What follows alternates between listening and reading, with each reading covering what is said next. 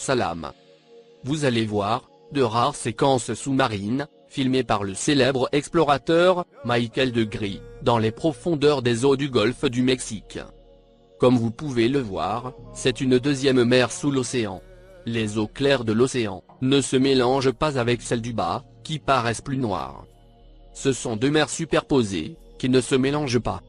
La question qui se pose alors, c'est pourquoi la science officielle ne nous explique pas pourquoi ces deux mers superposées ne se mélangent pas. Quel est donc ce phénomène? Degree déclara que le submersible ne pouvait pas plonger dans ce lac. Il rebondissait sur cette eau sombre. Pourtant, bien en contact avec les eaux de l'océan. Les océans du monde sont largement inexplorés. De nombreuses créatures vivent dans des environnements que nous ne pensions pas pouvoir exister. L'un d'entre eux est ce qu'on appelle un lac sous-marin. C'est quelque chose qu'on ne voit normalement que dans un épisode de Bob l'éponge. Et qui pourtant existe réellement au fond de nos océans. Ce qui est étonnant dans ce contexte, c'est que ce lac est composé d'une épaisse saumure salée et extrêmement dense.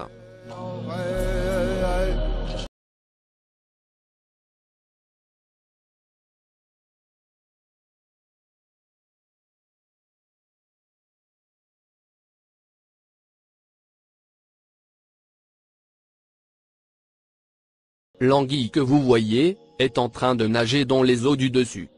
Ce lac a été découvert lors du tournage d'un épisode du film Planète Bleue durant les années 90, et qui a pour titre « Les profondeurs ». C'est en descendant dans un submersible que Michael Degree a découvert ce lac sous-marin.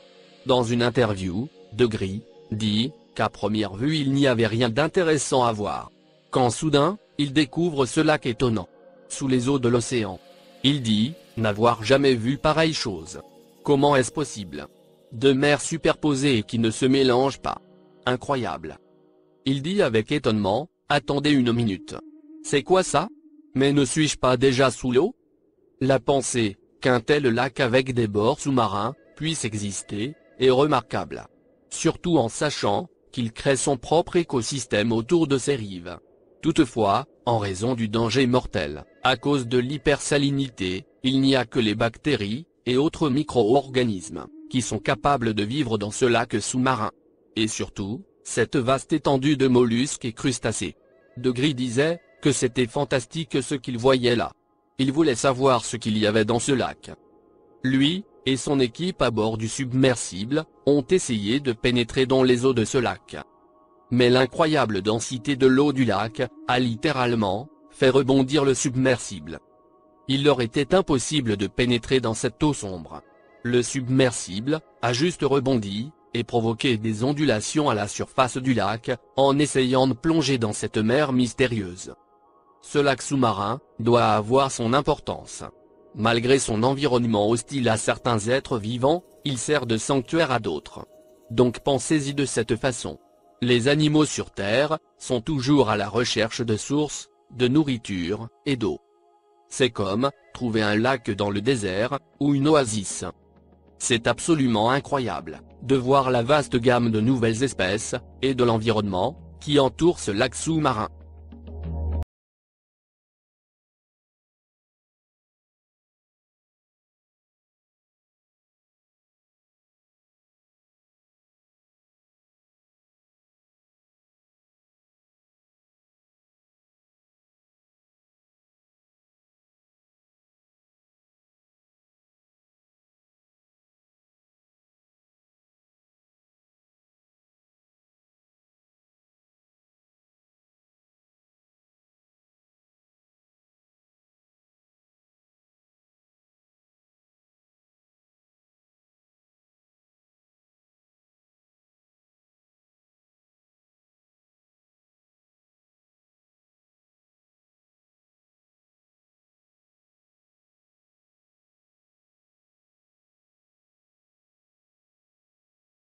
Cette étrange découverte, Michael Degree voulut retourner dans ce lac, pour en faire un film documentaire.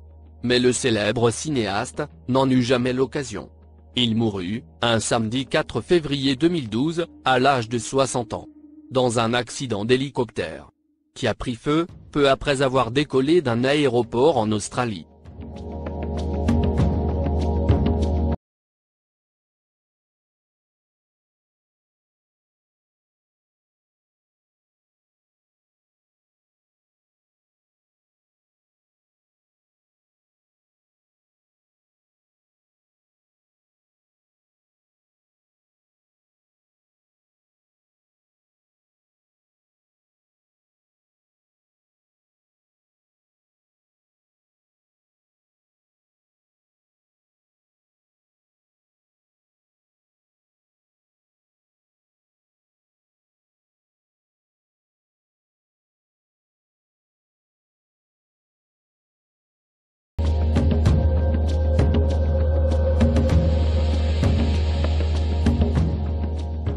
De Gris était surtout réputé pour avoir filmé l'épave du Titanic avec le réalisateur James Cameron.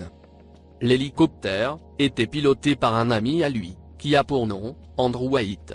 De Gris était spécialisé dans les documentaires de nature et de plongée.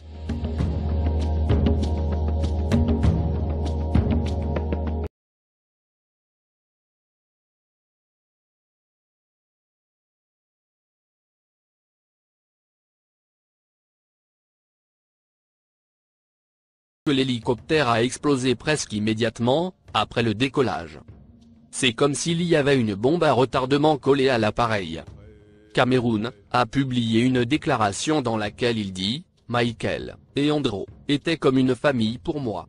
Ils étaient mes frères en haute mer. Et les deux étaient de vrais explorateurs, qui ont accompli des choses extraordinaires. Ils sont allés dans des lieux où aucun être humain n'est jamais allé.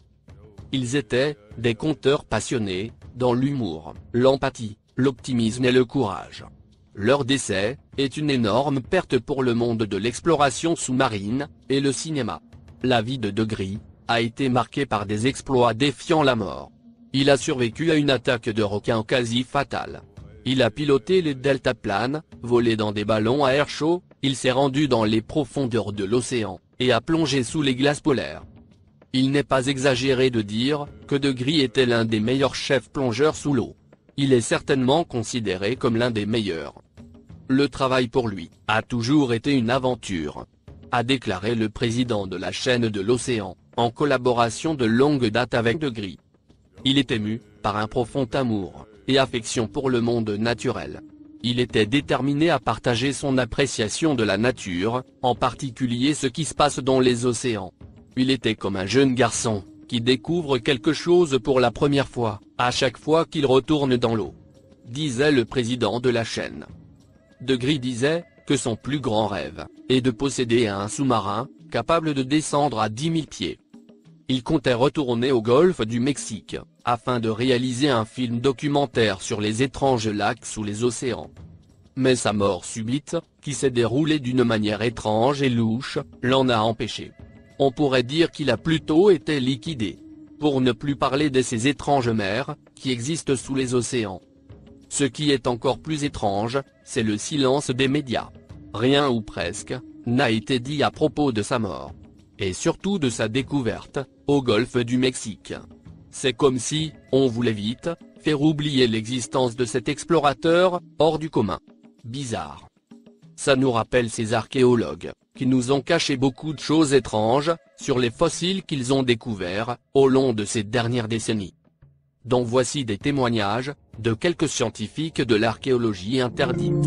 Dans un ouvrage controversé intitulé « L'histoire secrète de l'espèce humaine », Thomson et Crémeau montrent le sort réservé à ces faits qui osent contredire les théories dominantes.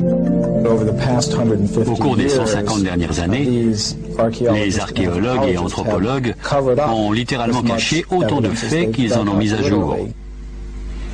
On appelle ça le filtrage des connaissances. C'est une caractéristique fondamentale de la science et même de la nature humaine. L'homme a tendance à mettre de côté ce qui ne cadre pas. En matière de science, on s'aperçoit que les faits qui ne cadrent pas avec le paradigme admis sont souvent éliminés. On ne les enseigne pas, on n'en débat pas. Mais les personnes ayant fait des études scientifiques n'en entendent généralement pas parler. Merci de votre attention. Salam.